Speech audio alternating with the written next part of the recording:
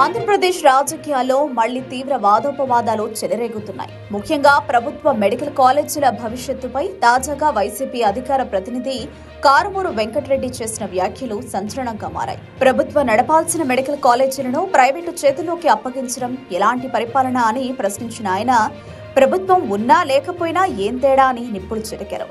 ఒక మాటతోనే సీఎం చంద్రబాబు పరువు తీసినట్టయిందని విమర్శించారు. వెంకటరెడ్డి మాట్లాడుతూ, ఉచిత వైద్యం అందించాల్సిన బాధ్యత ప్రభుత్వానిదే.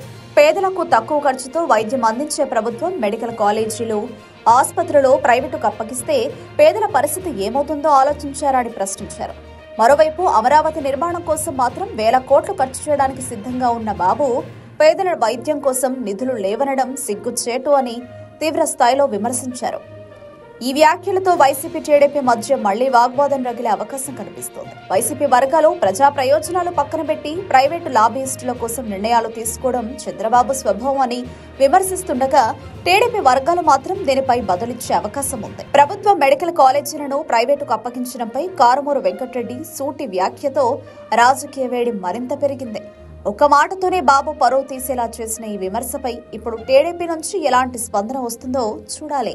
ఒక ప్రభుత్వం ఒక కాలేజీ గానీ హాస్పిటల్ గానీ నడపలేదనంటే ఇంకెందుకు మీరు అసలు ముఖ్యమంత్రిగా, ఎందుకు మీరు కేబినెట్ లో మంత్రులుగా ఉంటాం? 5 కోట్ల మంది మీ జనాలు మీరు పాలించలేరు. ఒక మెడికల్ కాలేజీ కట్టలేరు. ఒక మెడికల్ కాలేజీ కట్టలేక మేము ప్రైవేట్ వాళ్ళ చేతికి ఇస్తున్నామని చెబుతారు. మరి ఇంకెందుకు మీరు ముఖ్యమంత్రిగా?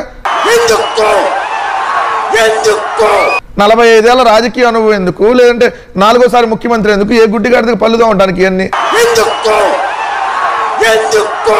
అమరావతిలో రోజు నీళ్లు ఎత్తి తోడు పోస్తా ఉన్నారు కదా. ఈ సంవత్సరం పాటు కట్టిన పరిస్థితి మెడికల్ కాలేజ్ వచ్చేసింది. ఈ సంవత్సరం నీళ్లు తోడిన డబ్బులు పెడితే మెడికల్ కాలేజ్ పూర్తయ్యేది కదా. ఈ పాటికి అమరావతిలో వరద ముంపు నివారణకు 8,000 కోట్లు కేటాయించారు కదా. దాంట్లో 4,000 కోట్లు కేటాయిస్తే 17 మెడికల్ కాలేజీలు పూర్తి అయిపోయింది కదా. ఆల్రెడీ జగన్ గారు 10 కట్టేశాడు. ఇంకా 7 కదా నిర్మాణాలు కొన్ని పూర్తి చేయాల్సినవి ఉన్నాయి పెండింగ్.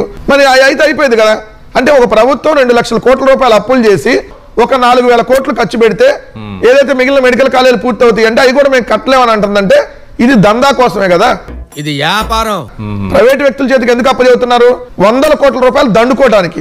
ఇది వ్యాపారం.